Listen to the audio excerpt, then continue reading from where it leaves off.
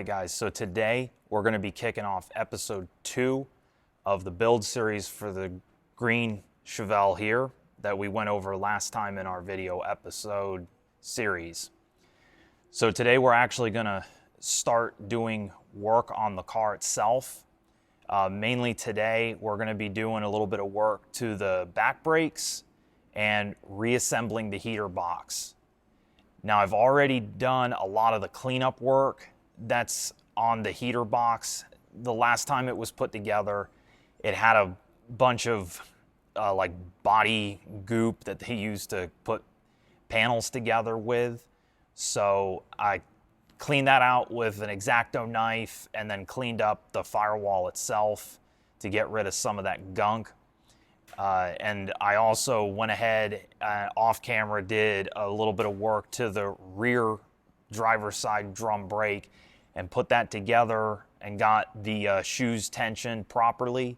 This way it drags appropriate for what you kind of want to have on the first go around of the installation.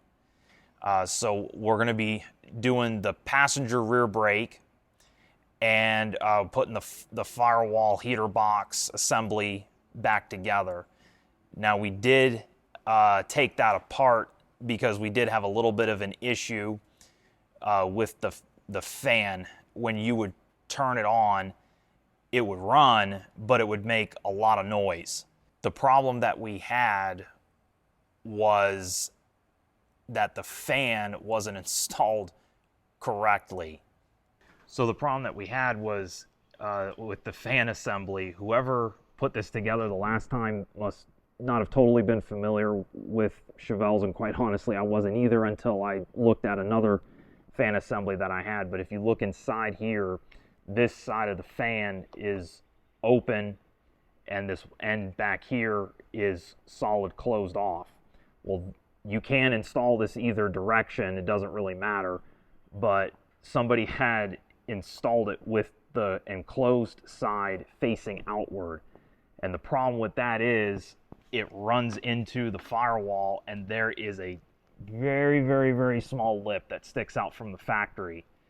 And that's why they have the open side go towards the firewall, not the enclosed side. So the enclosed side was actually running into that small lip that's on the firewall, and it was rubbing and making all kinds of hellacious noise. So I had to take it apart, and I went and looked at another assembly that I had from another 68 Chevelle, and I noticed that the open side is what goes towards the firewall. So all I had to do was take the fan assembly out and flip it around and put it back together, and now it should work perfectly. The only thing I want to do before I do put it back together, I just want to make sure that this thing electrically works, doesn't have any issues, doesn't smoke, smell, or anything like that. It doesn't make any noises outside of the heater box. And if all looks good, then we'll go ahead and put that together. All right, so the first thing we're going to do is we're going to put the heater box cover back on with the fan assembly. This way everything will be buttoned up and ready for the next phase. After we get done with this portion of the project, we'll be moving on to the back brakes from there. So the first thing we want to do is we want to get the gasket attached to the car. So we just got to get it put on the studs that come through the heater box core on the inside of the car and get everything lined up. Next, we'll put the cover on, and the difficult part about this is trying to keep everything aligned with the gasket and the firewall as well as with the cover. Once we get everything attached, then we can start putting on the hardware.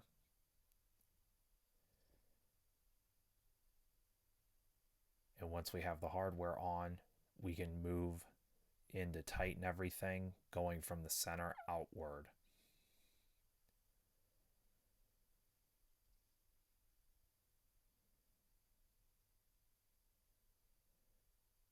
And then finally, once all that's done, we can install the fan.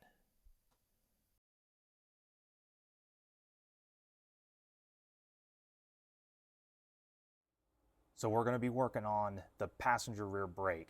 I've already done the driver's side rear brakes, and I've already got the drum adjusted and everything for that side.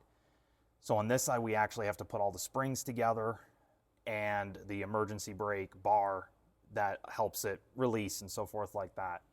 I've already put the shoes on for this side, and so we're basically just going to be installing all of the components that actually make the rear brakes work. So for this particular task, we're going to try something a little bit different with the camera angles this time.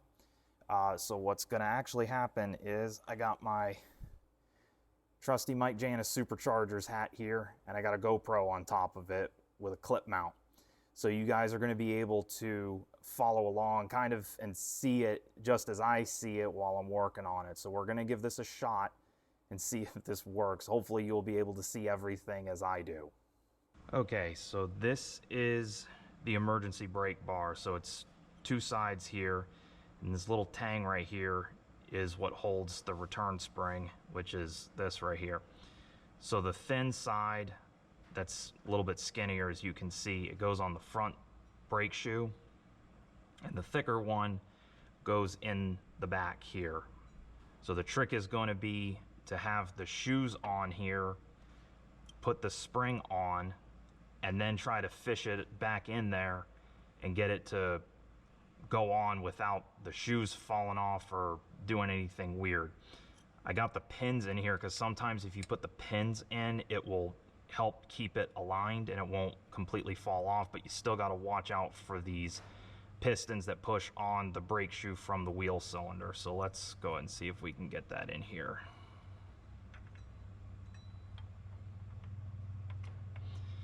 So you just push that forward, and you gotta compress it a little bit,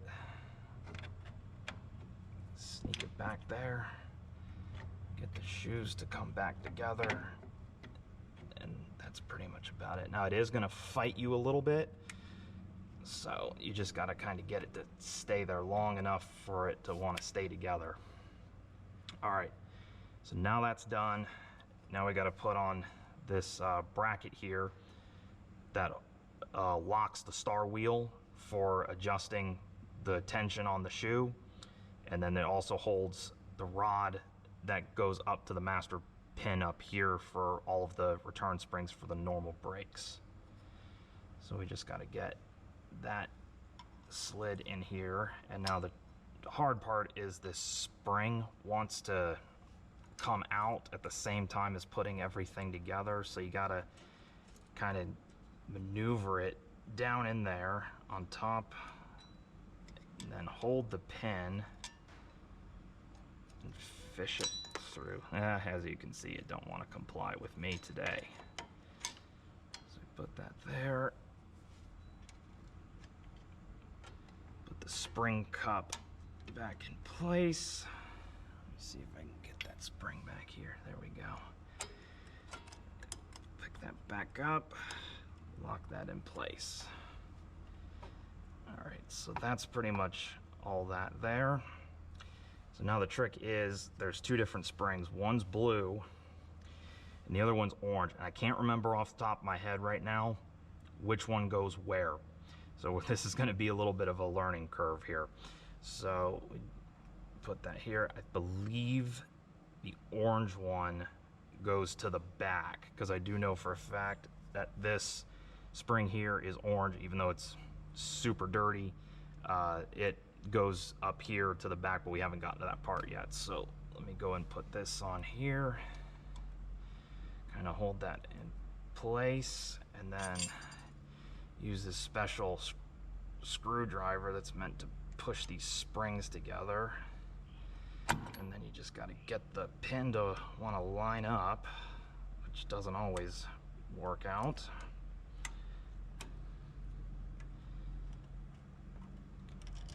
And one of these centuries will line up. Yeah, it's giving me a fit.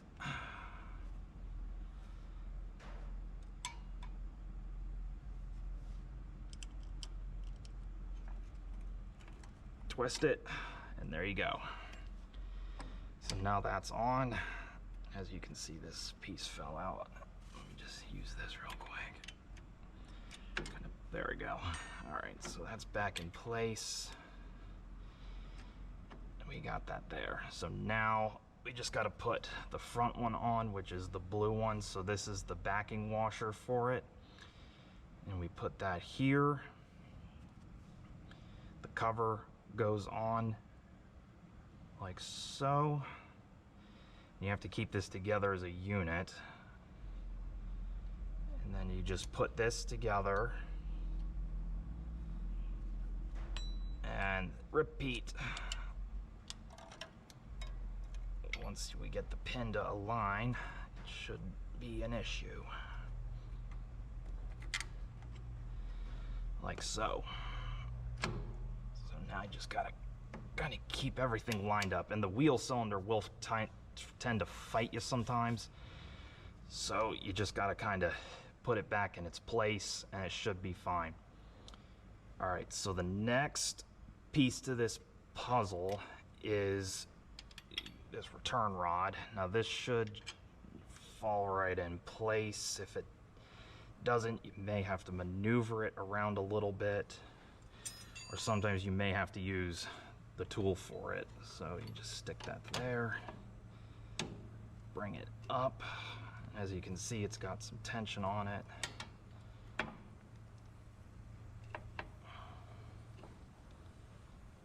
And it does want to fight a little bit. Yeah, that's what I thought. All right, so I got that on after fighting with it a little bit. So now we're ready to put on the return springs that go on. So the first one you got to put on is the orange one. And the trick is to get it to link up here and go into the brake shoe. So you just take this, hook it in, hold it in place, grab your tool, this tool, not the one you're thinking of, and you bring it up, bring it over, twist, and let go. And there you go. Now the back shoe is done. And then the last one is the front shoe. And you see how it's got a hook in it right here. You orientate it like so, so that it misses the wheel cylinder when you put it in there. Just put that in here. Put that in here. Bring it up. Yeah, and it will get on you a little bit.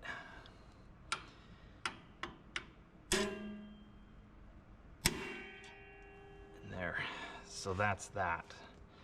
So now the springs are in place and everything is pretty much there. It's all said and done. Everything looks good, everything's tight, nothing's walking around, so we're all good here.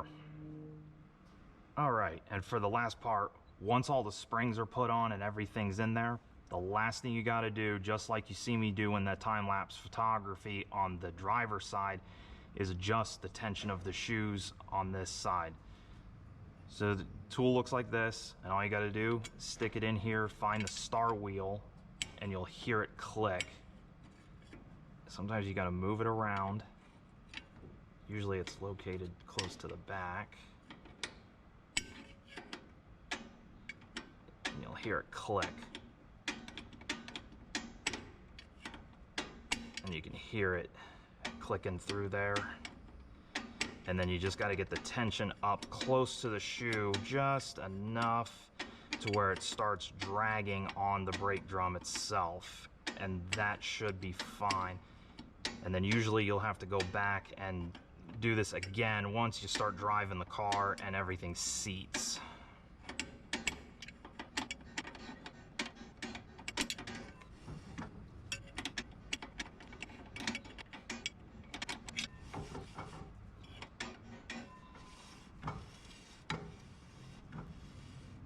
We're getting close.